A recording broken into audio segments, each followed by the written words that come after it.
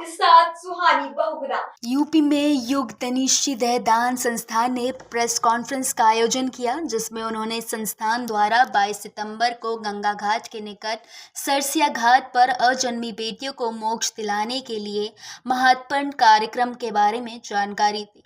इस दौरान संस्थान के कार्यकर्ताओं ने बताया कि 22 सितंबर को सरसिया घाट पर अजन्मी बेटियों के मोक्ष के लिए महत्वपूर्ण कार्यक्रम का आयोजन किया जाएगा, जिसका उद्घाटन पूर्व महापौर जगवीर सिंह, गोल्डी मसाले डायरेक्टर सुरेंद्र गुप्ता, विधायक नीलमा कटियार समेत समाज के कई प्रतिष्ठित लोग करेंगे।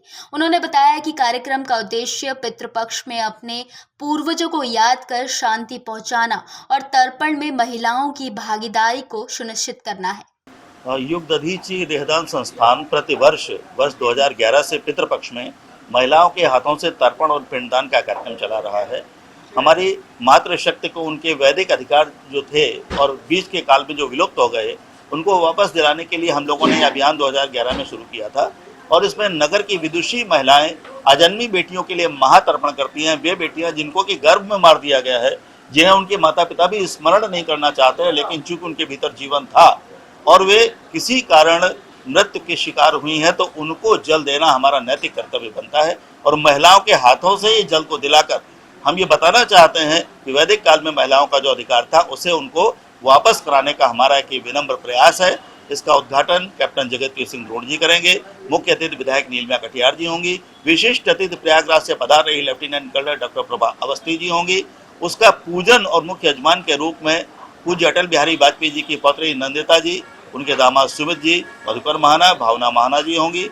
और उसके साथ विशिष्ट अतिथि के रूप में कन्नौज से पधार रहे पंडित विनय दुबे दीपक जी होंगे, पंडित शेष नारायण त्रिवेदी जी होंगे, डॉक्टर वीसी रस्तोगी साहब होंगे, डॉक्टर उमेश पालीवाल जी होंगे। इस प्रकार से नगर के गणमान्य जनों की उपस्थिति में नगर की वे महिलाएं जो कि एलिट क्लास जिनको हम कहते हैं, जिनको हम उच्च वर्ग की महिलाएं कहते हैं, जिनको हम पढ़ा लिखा कहते हैं, उसमें डॉक्टर भी होंगी, साहित्यकार भी होंगी और समाज की वे महिलाएं होंगी जो कि समाज को दिशा देने में महत्वपूर्ण भूमिका रखती हैं। उन सब के माध्यम से ये तर्पण का कृत्य गंगा तट पर 22 सितंबर को प्रातः 10 बजे सरसैया घाट पर संपन्न किया जाएगा। आम जनता आपकी इस मुहिम से कैसे जुड़ सकती है? आम जनता से हमारी ये अपील है कि जिनके घरों में परिवार में बेटे नहीं हैं, पति नहीं है, तो किसी प्रकार का विरोध नहीं है। उस परिवार की जो प्रमुख महिला है वो अपने पितरों के लिए, अपने दोनों पक्ष के लिए, अपने ससुर पक्ष के लिए और अपने मातृ पक्ष के लिए, दोनों के लिए तर्पण करने की अधिकारिणी है। कर्मकांड संहिता में इसके प्रमुख उदाहरण मिलते हैं।